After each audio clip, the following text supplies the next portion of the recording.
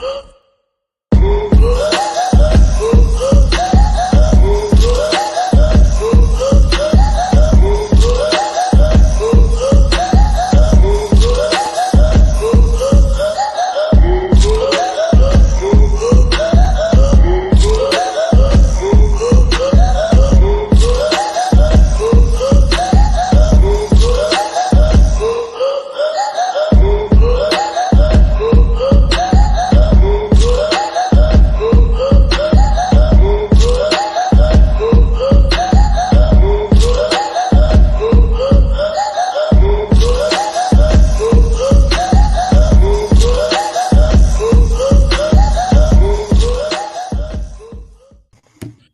evening, Razorback fans. We want to welcome you to the one, the only Hawg Talk podcast, as we are part of the Believe in Buzz Radio networks, where you can hear us on all podcast platforms, as well as Buzz 2 106.7 in Central Arkansas. So please like, rate, and review our podcast.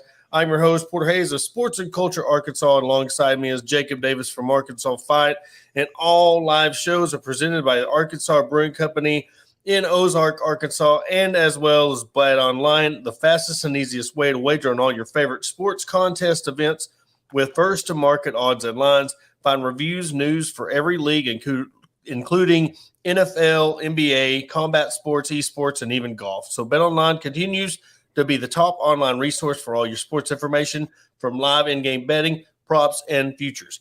So head on over to Bet Online today, use your mobile device to join today, and make your first sports bet. Use our promo code BELIEVE50, BLEAV50, to receive your 50% welcome bonus on your first deposit.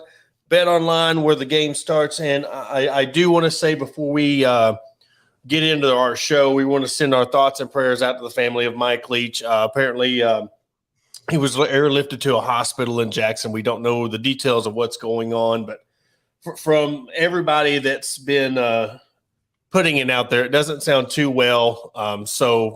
Again, prayers to the family of Mike Leach, and hopefully he can get out of this and get back to normal.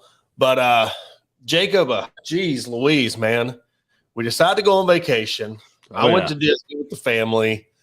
You had your anniversary, and we come back to this. I mean, it's a mess. It's been a mess. It was crazy. Crazy, all the stuff, the names and coordinators leaving, who's coming in, coordinators, tight end coaches leaving, assistant coaches leaving, portal news. I mean, I'm never taking a vacation again. I mean, jeez. But I guess just to begin, how was the vacation, and what did you end up doing over your time off? Well, we went to Branson and celebrated my birthday and my anniversary, and we hit up 7 Brew Coffee a few times. If you haven't been there, y'all need to try it. And there is a location in North Little Rock, and I think there's another one in Conway at 7 Brew Coffee. Hey, free advertisement there. But, man, hit them up every morning. Man, they were great. We hit up a couple of shops. I have an excuse now to stay in the car instead of go shopping, because the baby's usually asleep in the car. So there you go. I don't have to shop as much anymore and walk around like a little daisy, being carried around store to store. But yeah, that's what we did. I know you went to Disney World, man. Got to celebrate a little bit of fun there. I mean, yeah, I went to Disney World. It's been 20-something years. I was in 6th grade, so I'm glad you all had fun, and I know your son had to just be over the moon excited to be there. Oh man, I'll tell you what. You better bring your credit cards and your wallets and 401k, and I'm telling you, it was worth it. I will say it, but man, I'm telling you, it was the most expensive thing you could encounter. Right. Just everything that you do there at Disney. I mean, the multiple parks. We went to all the parks: Magic Kingdom, Animal Kingdom, Hollywood Studios, and Epcot. And I'm just telling you, it was awesome. And this is like right before peak season. We picked the prime day. Didn't rain on us one time. And all the rides, Road to the Towers of Terror. That was the most exhilarating ride there. Takes you in this elevator shaft and lifts you. Oh, yeah. But no, it was a very good time. But we come back to this, and you see on the heading right here, Dow Loggins to South Carolina ? And I'm telling you, from what the reports we've been hearing and the people I've been talking to, it went from he was, hot name. And then I'll tell you what, South Carolina fans just crapped they on him. revolted. I mean, it was a terrible. And Like, go ahead. No, I don't understand. I understand the hate, but I don't understand the hate towards Dow Loggins. You got to realize, South Carolina fans, and this is no dig. This is not a dig. It's South Carolina fans are like Arkansas fans. They're very passionate. They think that they deserve the best at what they have. Yeah. Well, Dan Mullins was one of the names that was kind of thrown out there. So if you go from, hey, we have a chance to get Dan Mullen to, oh, we have to settle for Dow Loggins, they don't know the type of person like we know him or know of him. I'm not saying I know him personally, but just the people that I've talked to on the Arkansas side of things. Yeah. But it's the same thing was just like with Sam Pittman. Everybody thought it was going to be Lane Kiffin, or if it was going to be, John Gruden or whoever, the plane track. And then they're like, oh, we settled for Sam Pittman, the guy from Georgia. He was a defensive line coach, and he was recently in Arkansas, an offensive line. But you don't know what you're getting until you get to that system, and you're going there for an offensive coordinator. And him and Justin Stepp have a very good relationship. And you've got to think that in this point of their time where they're at, and we talked to the Spurs Up Show guy when we had South Carolina week, and I told them that South Carolina was a year behind Arkansas. And what happened this year? South Carolina had the year this year that Arkansas had last year. Yeah. And now you're in the recruiting part. Well, Dowell is an amazing recruiter. I mean, who would not want if? Now, I don't want him to leave Arkansas. And I'm telling you, it's going to be a huge hit. And we talked about it before the show was if Dowell leaves for South Carolina, it's going to impact this program about the same way it did when Sam Pittman left for Georgia. So, I mean, that's just my opinion. Yeah.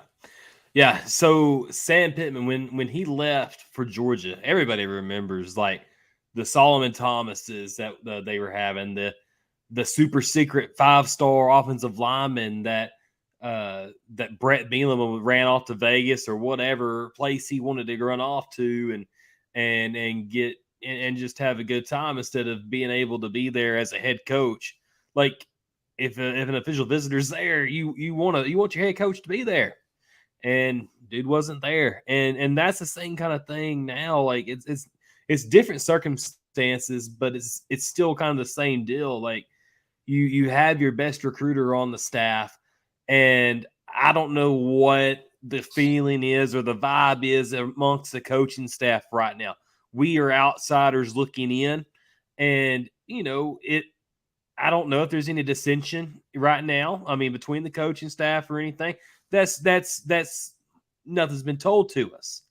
But if we lose Dow, we could lose the Luke Hass, the tight end out of Oklahoma. You could lose the Jaden Ham out of Kansas.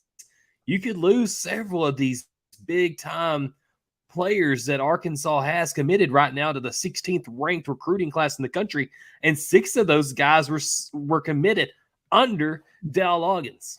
And a lot of the reason people over at South Carolina hate this hire is because they go back to his NFL days. Okay. All right. So what? He coached for the Tennessee Titans. This is before Rabel and where they're at right now. He coached for the Jets back when they were just maybe a 2 to 3 or 4 win team every single year. Didn't have the players. Coached the Chicago Bears with Jay Cutler and a bunch of misfits. And then he coached one other team, Miami Dolphins, before they had Tua, before they had all these other players. In the NFL, you have to coach with the talent you get from your GM and your head coaches. You don't have the freedom to go out and recruit these guys at the collegiate level that match what you want to run. And I think South Carolina fans are giving Dow Loggins unfair hate and criticism for what he was doing in the NFL.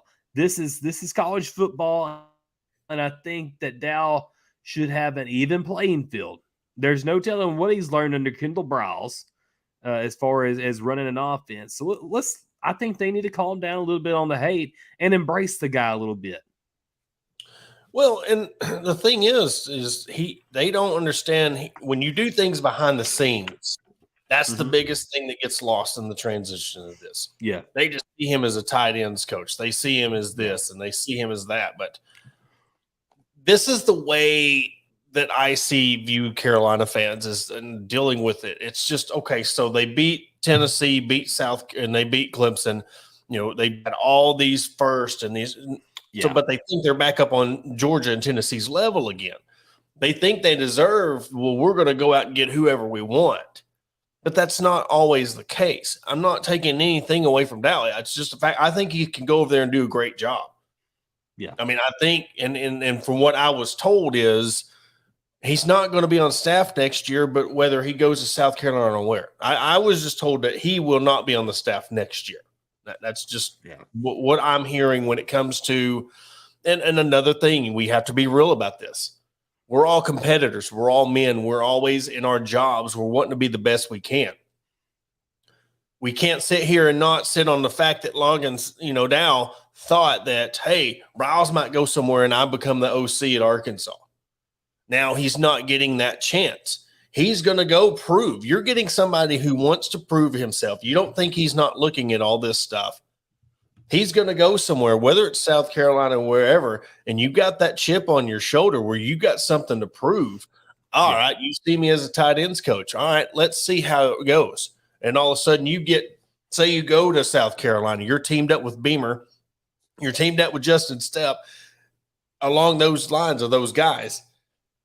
With all this hype coming off the year, you're actually starting to flip your recruiting again.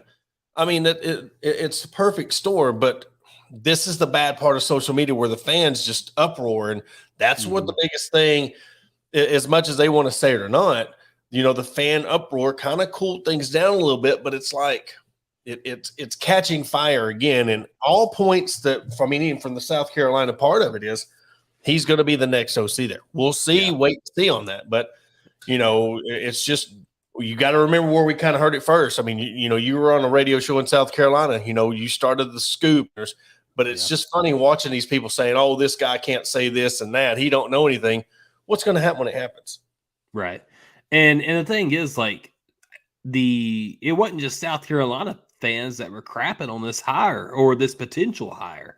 There was Jets fans and legit NFL media in my tweet when I reported it on, I guess it was Tuesday night, Wednesday night, and I reported that Dow Loggins was having some serious heat down there at South Carolina's offensive coordinator. People crapped all over it. Like, actual NFL reporters were quote tweeting my report and just dogging the guy. You can't transition it though. No. And the thing, like, he was an offensive coordinator, but I read up to where he was like, he actually called plays in the NFL one time under Adam Gase in his 4 stops as an offensive coordinator. He only called plays one time as an offensive coordinator. That's just freaking crazy to me. But I like what Parker says. Yeah, I mean, he said Nick Saban did well. I mean, I can only honestly think of one person in the modern era. I mean, you got Jimmy Johnson, of course, what he did with the Cowboys, but you got Pete Carroll. Yeah. And then who else? Who else that's jumped from college? Steve Spurrier. I mean, Steve Spurrier jumped, but he didn't have that much of success. He was right back. Lou Holtz didn't have success. No, you can't sit there. And when you're hearing the same thing purged, and they're supposed to be these reporters, and they're like, well, what he did in the NFL, what he did in the NFL. Well, you know what? Look what one guy goes and does at one school. Look at freaking Nick Saban. What was he doing at Michigan State? Look what he was 500 coach at Michigan State. And then he comes to LSU, goes to the NFL, and then comes back, and he's at Alabama. I mean, look at all these guys that started one spot. They find the right fit, they find the right team, and then they blow up. I mean, it's just I think the hate is unfair, but when everybody has an opinion, that's what you get with social media nowadays. Right. And I guess what I do is I go for the underdog. I go for the people that are not saying getting bullied, but it's like the unfair criticism. It's like I want him to be successful that much more because people are shitting on him. Absolutely. And it's the fact that, stop. Like you don't know what he is. And I hope that whatever his next stop is, that he goes and kills it just based on that. And then everybody's going to crawl back in their hole. Well, I was rooting for him from day one. No, you weren't. It's just, but that happens at every fan base. Yeah. And you only see Arkansas fans. Yeah. I mean, it happens at every fan base. Yeah. Arkansas fans were ready to crap on the offensive coordinator hire too if Dow had been promoted, just because of the same stuff that South Carolina fans were saying. Like, they don't want to have a guy that was a failed NFL coordinator. I mean, but you got to think of it. This is a whole different set of circumstances in college football. It's a lot different going from NFL to college. Like, you can see it. Like Steve Spurrier and all these great coaches that did try their hand at the NFL. Sometimes you just have to, get to somewhere you're comfortable. And the thing is with Dow, like, I expected Kendall to be gone by now. I thought Kendall would be gone after this season just because he had so much serious heat as maybe a head coaching candidate. And I thought this was a stepping stone for Kendall Briles to go, and it may still be. The jury is still out for that, and it's crazy to still have your offensive coordinator 4 years in a row. Like, that's just crazy. Kind of scary, though. That's kind of worrisome. Yeah, and not that, I mean, we want him to stay. It's just, I think his draft stock, and when I say draft stock, I think it took a hit this year. I really took productivity, and yes, I know all wasn't his fault, but still, I mean, but it was. I mean, there was a lot of it that was his fault. There was a lot of this play calling stuff, and but and it's just like the fact that we don't know what's going on in that locker room within that program, but everything is just like glaring, like something's wrong. Right. Like, and don't want to believe it. You don't want to believe it, but yet it's just all these red flags are pointing to. And there's been times you've heard it. I've even said it, Sam Pittman's demeanor has changed from last year to this year. It's almost like you can hear it into his voice, like even the positive stuff. He's just very like defeated and like losing control, or it's just like he's trying to fix something and he don't have all the pieces. And we talked about that with the depth, and it's not all his fault, and it's not all Kendall Briles' fault, but it's like there's been times where they've called really good plays, but the execution wasn't there. There's been times where the execution was there, but the play call, I mean, it's just a mixed bag of things. But when you come to Kendall Briles, of course, you're the darling of the SEC last year. His name was the hot name. Hey, let's go. It's like playing poker. Let's keep my hand in there. Let me hit me one more time, and then let's see what I get. And I think this year kind of busted on him. So we'll see. But I was definitely surprised that Odom left before Briles. I thought Briles would be the one. So, I mean, I missed that one because I was on here saying that, Odom was here. He was the first man. But we also got to think, too, that those two guys were here for a purpose. Build this foundation, start the foundation for this program. And they're kind of stuck in the mud right now. And a lot of folks forget, like, I think it's a lot of conveniently forgetting that Arkansas was coming off a 2-10 stretch in back-to-back seasons. I think a lot of it is there's still frustration with what happened under the last couple of years under Brett Bielema and what happened under Chad Morris. I think there's still a lot of hurt feelings in that last year's performance, the winning 9 games, and you thought you were out of it, and you just weren't quite yet. And really, I mean, honestly, Arkansas was 13 points from being 10-2 this season. And that changes a lot of things, Porter. I mean, honestly, like you look at that and then you lose Barry Odom and Kendall Briles at the same time.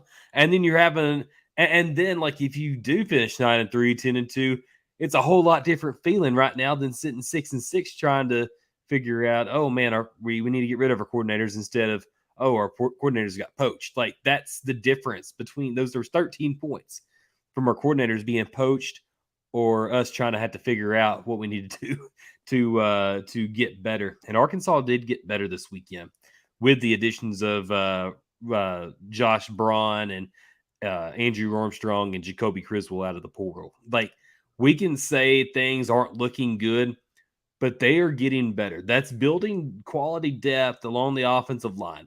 And we know the offensive line is something that Arkansas is going to have to get better at. They got the well-needed depth, the much-needed depth at the quarterback position, adding Criswell.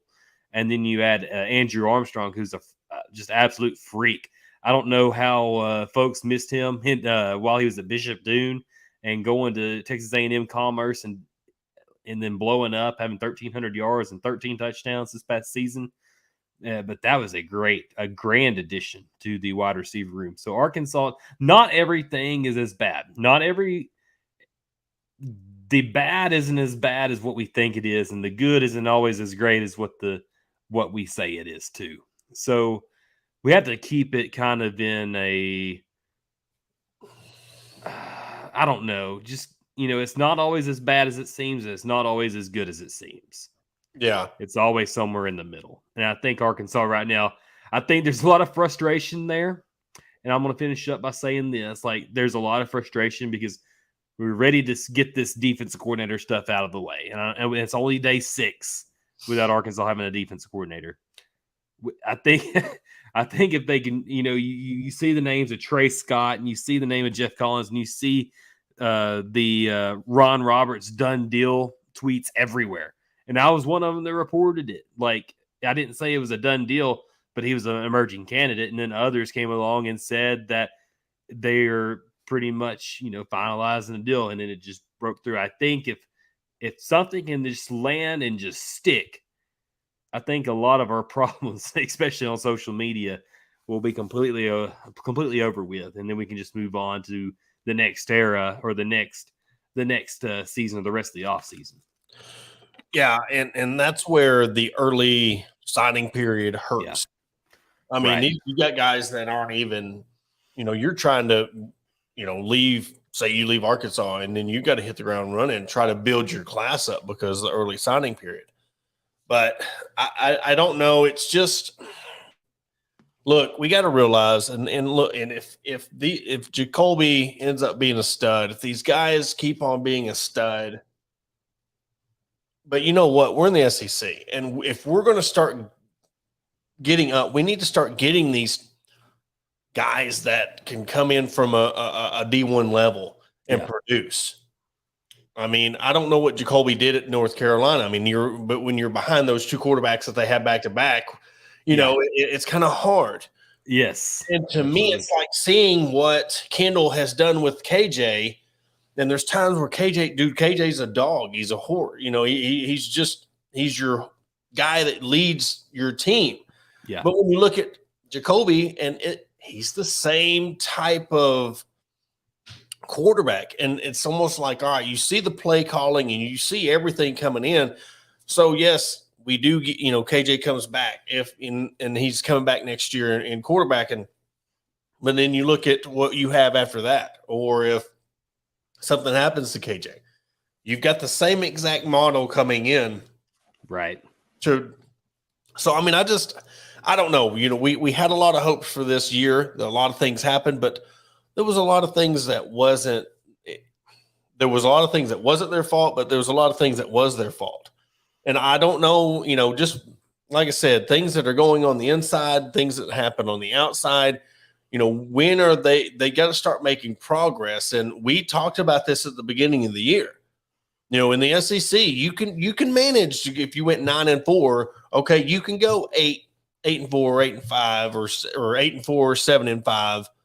But man, you see what happened this year, dropping back down to 6 and losing the way they did to Missouri, and the Liberty loss. I mean, the doink field goal that didn't go over the goalpost of Texas A&M, and you seeing how Texas A&M ended up that was their only SEC win.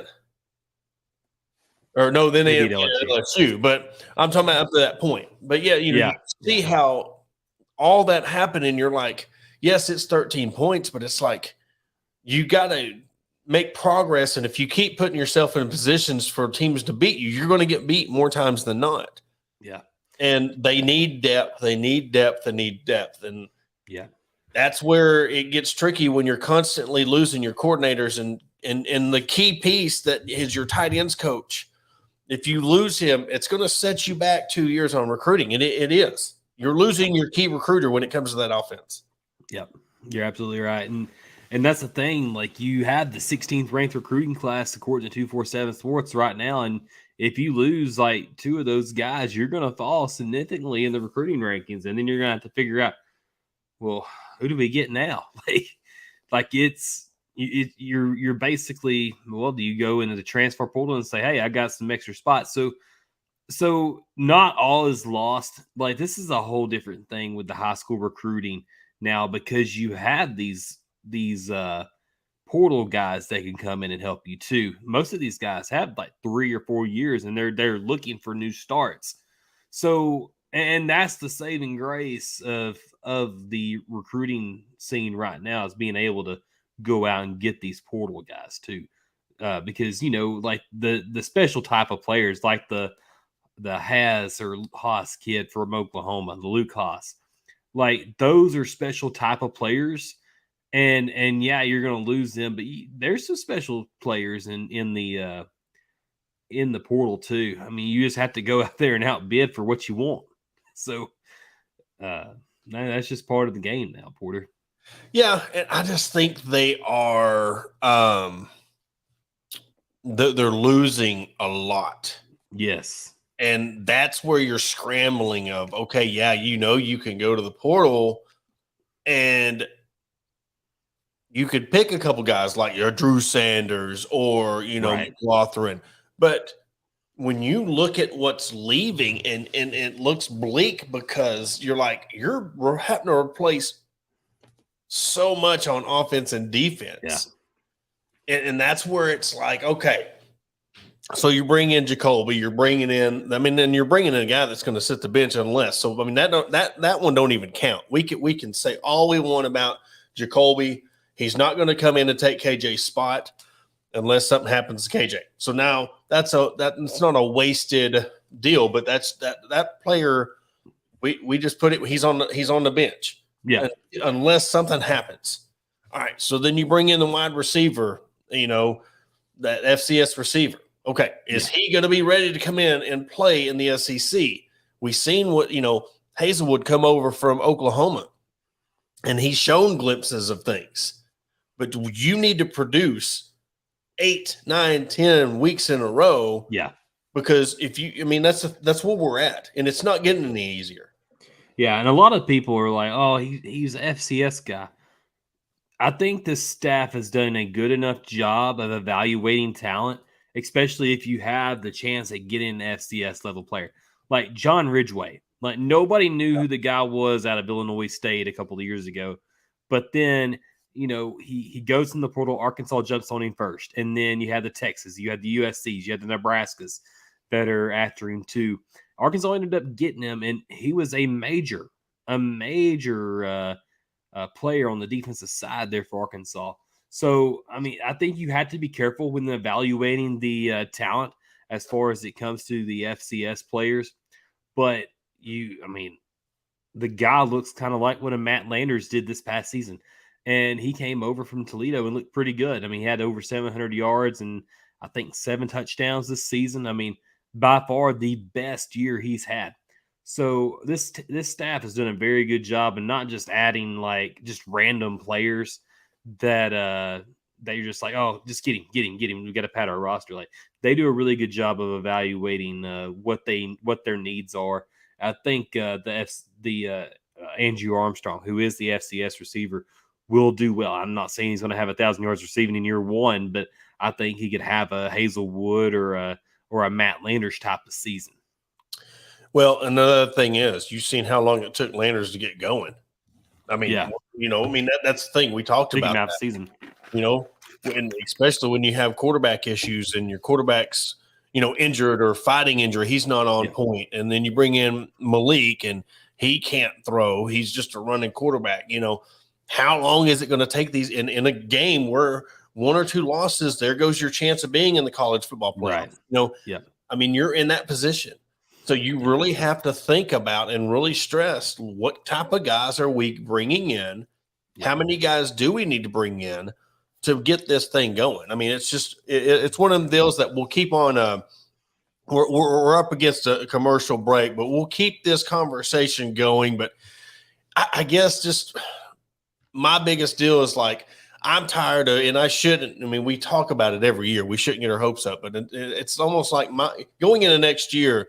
I'm going to have the mindset, prove me that you're going to make changes, prove to me you're going to be a better program and make those leaps and bounds, opposed to we're looking at 9-10 wins. And there was, like I said, it was just the end of the year. There was hardly any effort, and you let teams beat you that shouldn't beat you. But We'll come back right after the break. Hear a word from our sponsors. We'll be right back. Do you need those pesky stumps ground before the winter? Your pasture brush hogged, or need your driveway bladed? Here at Grind It Right Outdoor Services, we offer more than just stump grinding. We have recently expanded our business to include tractor work as well. So along with stump grinding, we offer bush hogging, land clearing, grading driveways, placing, and even spreading gravel. We are locally owned and operated, so call Danny today for a free quote at 205-377-2662 or 479-530-1641. Again, that is 205-377-2662 or 479-530-1641. Shelby Taylor Trucking serves all your timberland needs in South Central Arkansas. With over 50 years in the industry, Shelby Taylor Trucking has established themselves as trustworthy leaders in the industry. From planting to harvesting to hauling your timber, Shelby Taylor Trucking is ready to serve you. Follow them on all social media platforms at Shelby Taylor Trucking. Learn more by visiting their website at staylortrucking.com. That's staylortrucking.com.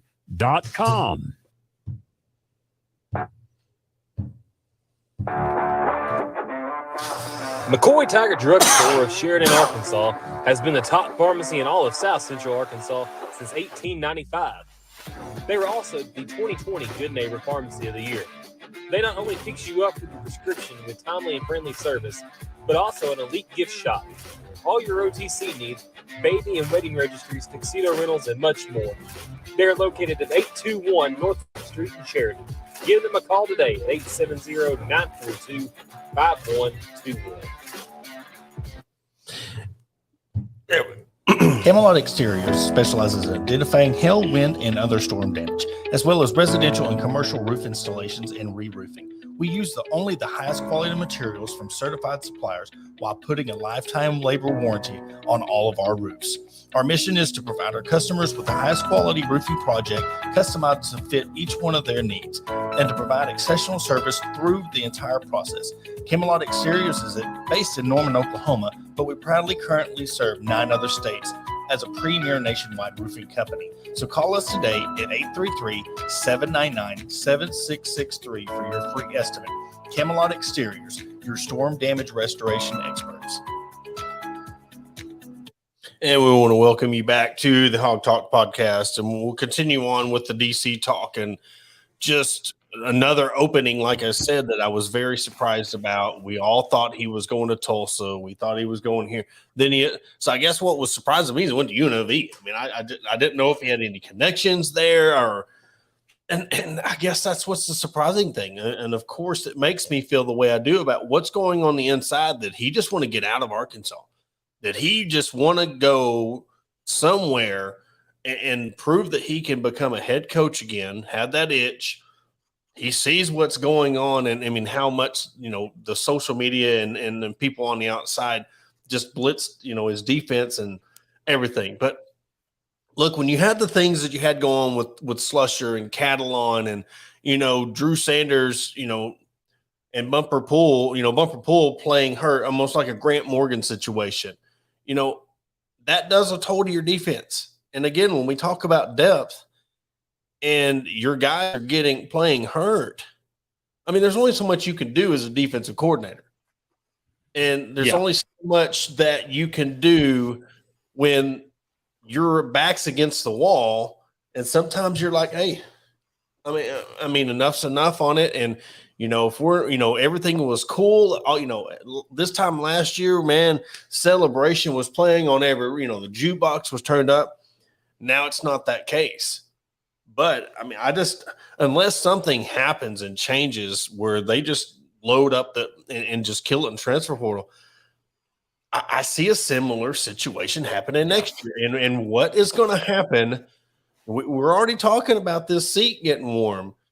We're already talking about the honeymoon period. What's going to happen next year if this team goes 6-6 again? Yeah. I mean, at least you're not at least you're going to bowl games and stuff, and you're semi-competitive. Because for a while you weren't competitive. You were getting your butt beat every week. And there was points this season that you're thinking, what the heck? Why did you do that? Like there was points, and I think it's absolutely warranted to doubt your head coach, especially after some of the decisions that they made throughout the season.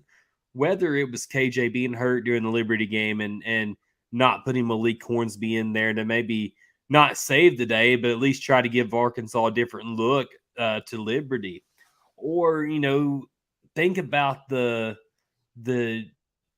fumble at the 3-yard line against A&M. Like, there was just so many things that just built up to this point. Like, and it's like I said earlier, like, if you win 2 of those games, say you pull out the LSU game and the A&M game, like, you're in the Liberty game, you're looking at this season a whole lot differently than you are right now. And there's some guys coming back, and I guarantee you they're gonna have a taste in their mouth that they're ready to get out. Like, you think about KJ and Rocket coming back, and they're going to have to figure out some things in the receiver room. You're going to have to get a couple of guys out of the portal. You had a wide receiver haul last season out of the high school, besides, McAdoo going over to the defensive back side. But you have on the defensive line, I think you've got some promise there. Linebackers are showing promise, but you're going to have to go in there and get your defensive backs and figure out what's going on back there in the secondary, because that was your biggest issue. The most glaring thing about last season was the secondary issues, the open field tackling, trying to keep things in front of you, getting beat deep. Like, it was continuous over and over and over again. And right now, from what I'm being told, you've got Dwight McLaughlin, your best defensive back, returning for next season. You've got several guys that if you've got a pretty good nucleus, I think whoever comes as defensive coordinator will have some talent there. But you're going to have to attack it, man. And the way that the season ended, like, I think there was just maybe Sam Pittman needed to have a hard reset. Or maybe a little bit of a reset.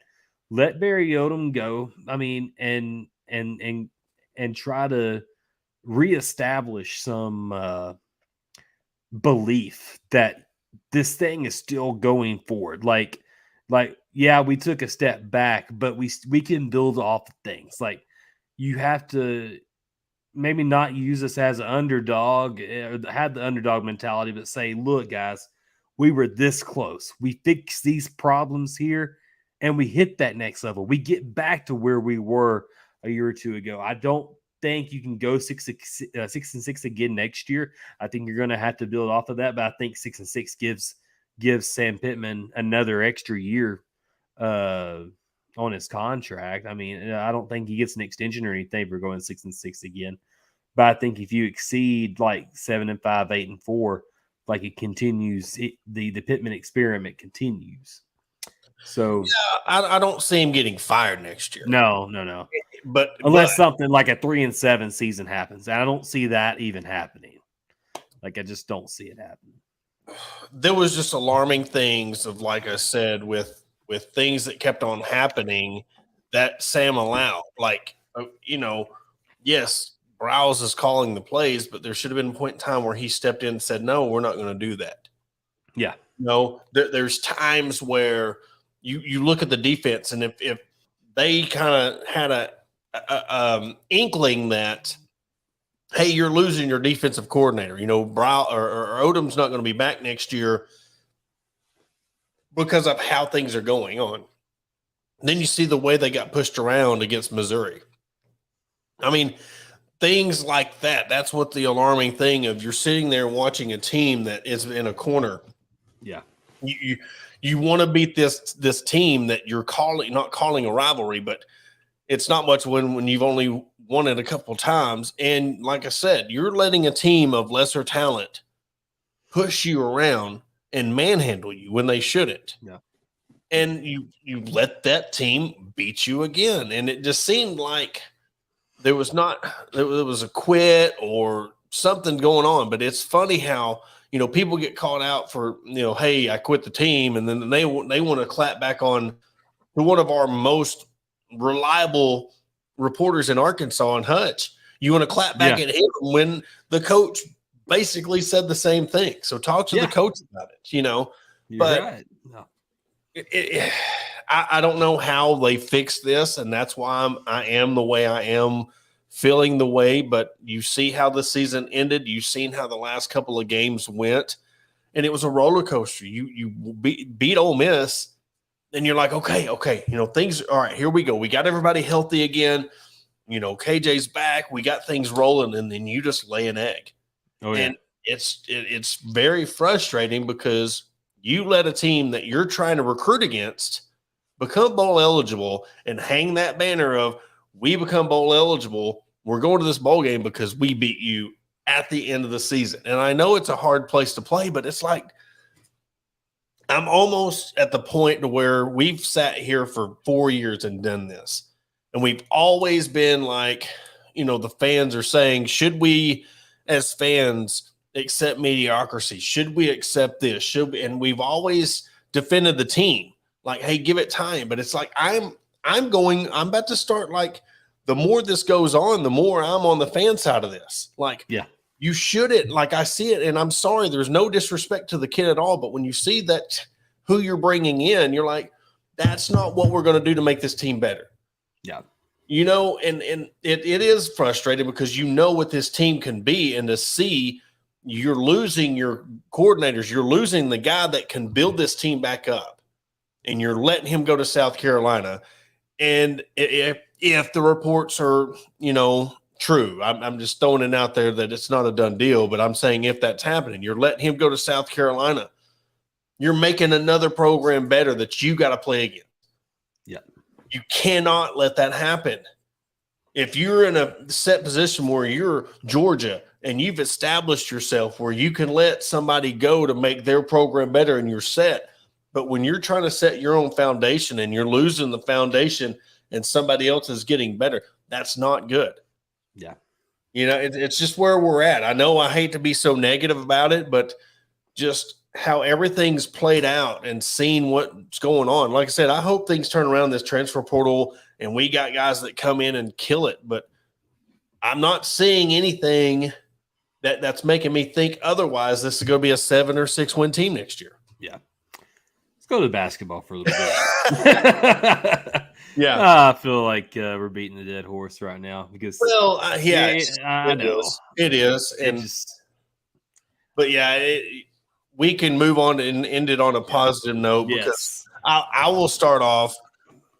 I was very we'll just go with the OU game. Yeah. You lose Trevin Brazil. Yeah. Nick Smith Jr. is working his way into the lineup, and you play a game where I don't think this team last year wins this game in this style. I don't think that last year's team or the team the year before wins this game. And I was very impressed that the youth of this team, how they shot their free throws down the stretch, because I made a point to say they're playing February basketball in December. I mean, that was a very well executed game. They did not and I know we kind of go at the announcers, but I clicked the game on and it held. I thought OU was up by 12. I didn't think Arkansas was up by 12, the way the announcers were going. But I was very impressed by the free throw shooting of the team down the stretch to ice the game. And I don't know. I want to put a poll out there, a first ever on live poll. who done the dunk better, Devo or Council? I mean, that was poetic, and listening to the OU fan cry about it, and that's classless. And, dude, it's competitiveness. He went in there and dunked it. He didn't run over to the bench and start jawing or start flapping his gums. He went up and dunked the ball. It was amazing. I mean, it was an incredible jump. Like, he jumped from nearly the free throw line. Yep. I mean, this guy is athletic. Like, he's probably the most athletic basketball player we've had since Michael Qualls. And we've had a lot of good basketball players, but this guy, he has hops. Ricky Council held court on Saturday, and he sent Oklahoma to the house. He said, yeah, maybe next year. Maybe y'all can get us next year if we end up continuing to play in the Crimson and Cardinal Classic in Tulsa, which I would love to until they join the SEC, because that place was rocking yesterday with Razorback fans. Like, it was a legit it looked like a home atmosphere. It was kind of like, you remember the Southwest Conference days when Arkansas would go to Reunion Arena and play in Dallas? Like, that was the kind of atmosphere. They called it Bud Walton or Barn Hill West. Yeah. Like, this could be the new Bud Walton West, because Arkansas travels well over to Tulsa and represented well, and they really, really showed out. They were loud, just kind of made it like a home atmosphere, and I was really proud to see that, along with what Ricky Council was doing. And I will say that, like, I know Nick Smith is he's absolutely the most talented guy on this roster, but Ricky Council, dude's a player, man. And I think he could play his way up into being I think he could be on the verge of being a lottery pick as well. I mean, he may not be. He could be a solid first round pick, but the way he's playing right now, he could play his way into the lottery. Yeah, well, he played all 40 minutes. He reminds me of Justin Smith. I mean, that's just who he reminds me of. I know you've thrown out the Mason Jones. I mean, and he can score. He ended up with 26 points, but I see him as that Justin Smith type, that he just electrifies the offensive side of the ball. 5 for 7, and we're talking about the free throws. They were 14 for 19 from the free throw line, and only had 9 turnovers. I mean, that's the biggest thing. We've introduced the whole how we're kind of assessed with the plus minus. Jordan Washington. 11 to bring that up. Council was 10. Anthony Black was 8. Mekhi Mitchell, he come in. I mean, he had 6 rebounds. I mean, just 2 blocks, plus minus 5. What they're doing. I mean, now they're 3-point shooting still. I mean, they are 4 for 12. But I think that they're starting to find their identity, that they don't have to shoot 20 to 33s to win this game. Like I said, when you had Mason Jones and all those guys in the past where you felt like you had to shoot threes, you've got guys that can drive the basket and get fouls. And if you're shooting 14, I'll take 14 of 19 every time. Yeah, I'll take it. You're getting to the basket and you're making your free throws. But go ahead. In Oklahoma, man, they shot the ball extremely well. I think they hit like 10 of their first 12 shots, and you're just thinking, man, this isn't going to be Arkansas's day. It felt like at the beginning, like, it is going to be another Oklahoma route, and Arkansas just kind of weathered that storm. They shot 62% in the first half compared to Arkansas's 56%. Arkansas wasn't bad. They weren't bad shooting. I mean, and then roles reversed in the second half, and that's what Arkansas was able to do to pull away. I mean, Oklahoma shot 52% in the second half compared to Arkansas 62%. So that was your difference. Arkansas was able to kind of they made sure they attacked the basket in both halves, and that's a traditional Musselman team at Arkansas. Is they're going to outwork you and they're going to get you. I think they outscored Oklahoma on points in the paint. Let me see if I can find that. 58-44. Well, that shows you a lot. They said this was one of the most, 58-44, and that was one of the most points they've scored in the paint, in history or in school history. It was a physical. But Grant Yeah. Sherfield kept them in the game. I mean, they're at the end, and that's the thing. I do want to say this was a 10-point game, but he was hitting some lucky shots there at the end that kind of kept it closer than what it was. But, I mean, you still have to defend and all that stuff. But, Devo Davis, again, a lot of people was ragging him a couple of weeks ago, about, well, he doesn't score. He does so much. I mean, you don't need him to score. He ended up with 5 points. But, I mean, what he is doing on the defensive side of the ball, when you're looking at these guys who are shooting, he's getting them to make 4 shots, and all you need to do is get one guy out of their rhythm. And so, like a guy like Sherfield was, he starts at 18 points in the first half or whatever. You shut him down for 6 points in the second. Yeah. And I'm not saying that's how it went. I'm just saying that's what type of player and you need that. When you've got the scorers that you have, you need to have that guy that comes in and gets you those. He's that dog. Yeah, and I do want to say the fans, when they are chanting, you're in Oklahoma, you're at a neutral site, but they were chanting goodbye, and just hearing that crowd chant that, it was just an amazing sound. And then the dunk, icing on the cake with the dunk. I was very pleased with that. But, it's one of the things that you needed that win because you got Bradley, UNC, Asheville, and then you go to LSU December 28th to start your and it's crazy. Both the men and the women start their SEC with LSU. But, I mean, Bradley's not going to be anything and they're playing in Little Rock. And it's in Little Rock, always an off game. It's Saturday at 3:00. So it's one of them deals that you can't sleep on that game. Then we got finals in with everything. Yeah. Coach Neighbors was talking about after the game about, you got finals coming up. So you're always nervous going into finals on how a team's going to practice and be mentally prepared. Yeah. And I do want to mention, I was showing my young age, Chris. I'm only 31. So Arkansas has been in the SEC about as long as I've been alive. But it was Barnhill South. I said Barnhill West. But y'all knew what I meant. But yeah, that game, Oklahoma and Arkansas, I think there is absolutely some serious heat between the two schools. Like, they've had some pretty good games throughout the years. You remember the Blake Griffin game when Oklahoma traveled to Fayetteville and it was Pelfrey and Arkansas just routed them. Like, they were up like 25 at one point, and Blake Griffin pulled them back within like 8 or 6 or something like that. And Arkansas kind of weathered the storm.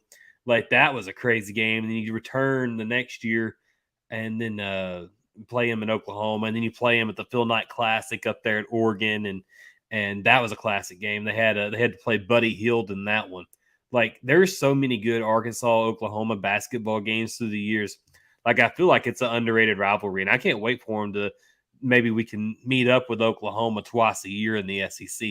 I think that's going to be a fun rivalry. I think it's – I know you're going to have Texas in there, but I think Oklahoma – it's going to be a fun series to watch just because I think these two schools are just kind of close enough in basketball history. I know Arkansas has a championship, but I think there's a little bit of hatred between the schools. Yeah, maybe. I mean, I don't know. I mean, it's one of those, you ain't played them enough. Yeah, I know. I think if you did start, but then again, I mean, it's almost, but you could feel when something's happening. I don't get those vibes from that. Yeah. Yet, I mean, like when Arkansas and Tennessee, when Vitello was there, you just felt it. And going. So, I mean, maybe but you never know. This dunk could have changed things. We'll see next year. I didn't get the vibes, but the dunk kind of put the icing on the cake on that. And you never know. That might have started something where they really want to beat you next year because of what happened. But, I mean, I get more of a vibes when it comes to that from Texas than I do OU. Right. Just because Texas and Arkansas playing in anything means more just because it's Arkansas, Texas. And I know there's a lot of people who don't understand that. But, but you also got to go back to the Barnhill days of Arkansas was really good. And you had a target on your back. Every time you went out and played, you were the team. It was Arkansas, and there was hardly anybody else in the Southwest Conference that could even hold a candle to your talent. I mean, you're like what Texas was in football. You were the Texas football program back at the tail end of the Southwest Conference days and into the SEC, because you come into the SEC and you're immediately competing with Kentucky. You're immediately up there with Jamal Mashburns and the wars that, they had. That's the rivalry that I love, is that Arkansas-Kentucky matchup. And the way, Muss is. There's a lot of people that don't like how flamboyant he is and how energetic he is, and it puts a bad, just like we talked about Vitello at Tennessee. I don't know what it is about some people, and I think it's because they're winning. Yeah, I like Vitello. They're acting like that, they'd be like, who is this guy? But they're winning. A lot of people don't like him, but I like him. I like guys that have a little cockiness to them, because, hey, when you're winning, you deserve to be cocky. But, man, you think about the opposite of cocky. Nate Oates is doing a fantastic job at Alabama. And we see this. We see this early on in non-conference schedules under Nate Oates at Alabama, where they'll go and beat these highly ranked teams, and everybody's crowning them like, oh, man, these guys are going to be 1 seeds or a 2 seed, and they're going to make a run to the Final Four. And we just hadn't seen that with Nate Oates in Alabama yet. They beat number 1 Houston, and I don't know if Houston was warranted a number 1 ranking this year yet or not, just because I haven't really been impressed by them much. But Alabama going on the road and beating a good Houston team was a pretty good victory. And then you saw Kentucky kind of struggle with Yale yesterday. They only beat them by 10. Obviously, Sheboy had 28 points and 12 rebounds there, but the SEC's you're kind of seeing it early on during this non-conference schedule. Like, you're seeing, like, maybe Alabama's for real. Arkansas, they may be for real. Kentucky, they may be the 3rd or 4th best team. Auburn's kind of a little off this year. They don't have any shooters. Obviously, you lose Jabari Small and Walter what was his name? Somebody get me in the comments. But it was the big white guy that played post and could spread them out in the 3 and shoot well. I can't remember his name. So I know his first name was Walker. Anyways, like, the SEC is kind of taking shape. And I think Arkansas and Alabama is 1 and 2, but there's probably about 3 or 4 teams there, 3rd through 5th, maybe 6th, that could maybe make some noise too. Mississippi State's one of them.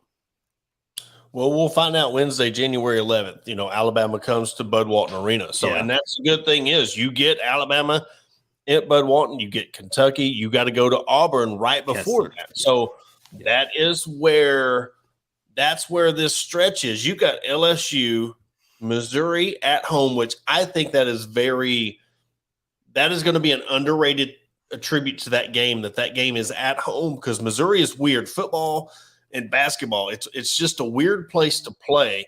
And then you got to go to Auburn and then Alabama at home. So it's going to be we're talking about these 2 games, and I know we've mentioned this before, but that first 4 game, even you throw the Missouri game in there, that first 4 game stretch, because we know how we hate LSU. Now, will there be any lackluster gone because, it's LSU now and not, right.